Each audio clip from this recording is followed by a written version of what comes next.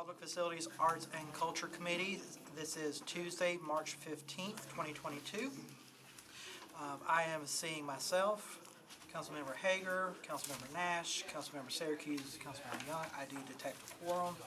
We only have one resolution on our agenda today. Without any objection, I am putting it on consent, if it even matters with one bill. But it is RS 2022-1421. Alan Bradford accepts the terms of a cooperative purchasing master agreement for golf course and turf equipment for the Department of Parks and Recreation. Second. All right. All those in favor? Aye. Any against? All right. Well, we do have some guests with us today to kind of talk to us about the CMA Festival. Yeah.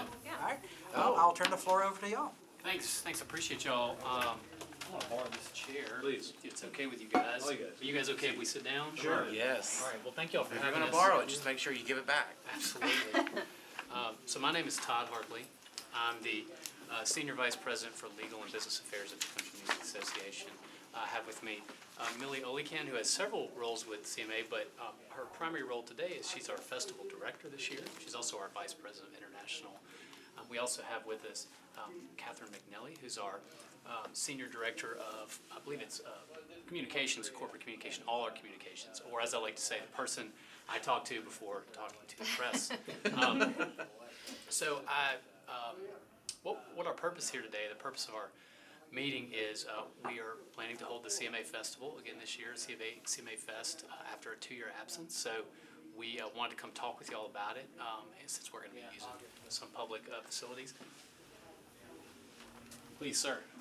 Your committee, right? I am. Come on up, we'll slide in. Pull the chair. Get out of your way, sorry. Is that CM Taylor I see there? Yeah. Hey, Todd Hartley, we met Yeah. with Eric Brown. Eric Brown. How are you doing, sir? Good to see you. So, Todd, this is my colleague Catherine and Millie.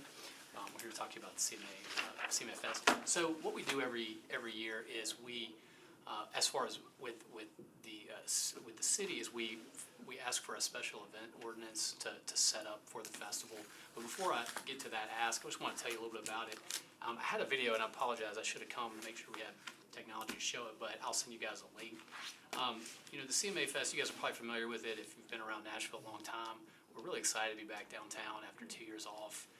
It's obviously very important to our organization, our industry, and we think the city of Nashville as well. So we're going to be setting up. I'm going to look at the dates here.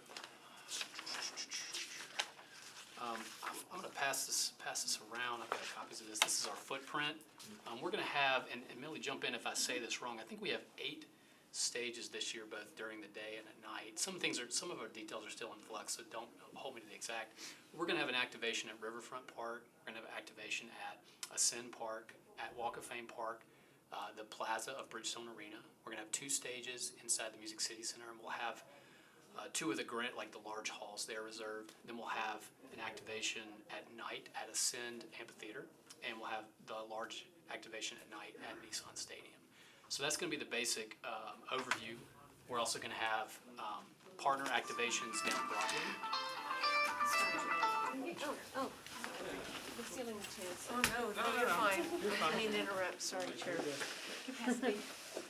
We're just talking about CMA Fest. All right. And I've got copies of these maps I'll leave with you guys. But it's a pretty normal footprint for us. You can see we've got the River West, as we call them, activations and stages here, activations on Broadway. We'll also be in the Music City Center, and then the 2 nighttime venues over here. The dates are, Millie, tell me the dates. I was going to say 9th to 12th of June. The 9th through the 12th of June this year, but Right here. yes, thank you, June 9th to 12th. So again, we're just trying to treat it as business as usual this year, being back in the city as much as possible, getting things back to when we think that'll be good, just for consistency for everybody. So it's a very similar activation to what we've done in the past. You can see the date, the times here. Again, I'll leave this with you all. The times of the activations are listed on here for the stages and the other partner activations. So, and then I just really wanted to sort of hit the high points of what the community impact is. In 2019, we did a survey, and we found that the CMA Fest generated about $65 million in direct visitor spending for Nashville, and most of that is in downtown Nashville. So we had visitors from 50 states, 37 foreign countries.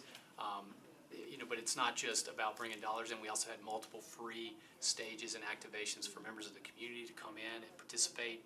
We had really, really high positive engagement with our fans. 92% said they would return, and 9 out of 10 would recommend the CMA Fest to another person. And the most important thing for us is, in addition to generating interest in country music, our foundation is about music education. And in 2019, we generated $2.6 million for the CMA Foundation, which focuses on music education. And that's nationwide, but we have a large presence in Metro Nashville Public Schools, and we're very proud of that. So, again, we think it's a really good event. And what we're really doing today is we want to give you an overview, answer any questions y'all had. And then the last thing, of course, is to ask for y'all's support to put a special event ordinance in place, which we've done in prior years. I know Councilmember O'Connell, who represents the district, the district for the River West Side, has agreed to sponsor the bill. And I think we're going to also ask CM Bradford if he's comfortable to also co-sponsor the bill. And I believe it's scheduled, I'm a lawyer, but I'm not knowledgeable in city council procedures, but I believe it's on first reading in April. I'm not 100% sure on that. So that's the overview. Anything to add we need to touch on? No, you nailed it. Yeah, like you said, we're back after 2 years. I think this means a lot for the music community, especially a lot that were hit hard with the pandemic and out of work. So this is, behind the scenes, a return to normalcy. And this is our 49th festival. We're excited next year will be our 50th. So this is almost getting us back into the saddle so that we're ready for 50 next year. Absolutely. And as a reminder, we've been in downtown Nashville since 2001. There's a couple extra copies of here. There's your notes on there. Downtown Nashville since 2001. We were also previously in downtown Nashville back in the 70s. Took a little sojourn over to the fairgrounds for the time in between. But we're very excited for the 49th. We'll have 200 to 300 musical acts perform and other types of acts perform. So it's very important to country music, and we hope it's also will be a positive event for the city. So, do you guys have any questions or anything we can answer for you guys today? Anybody have any questions? I'm curious, you don't know this now, but maybe you can get back to us on it. I know that you look at zip codes to know how many people come from however many different states. I think it would be curious to know what percentage of ticketed attendees are actually Davidson County residents and from what zip codes. I think we do actually have some data on that. So I'll follow up with you, CM Bradford. I think we have. So there's one from Goodlettsville. No, we will follow up on that. We do have I'm curious about that.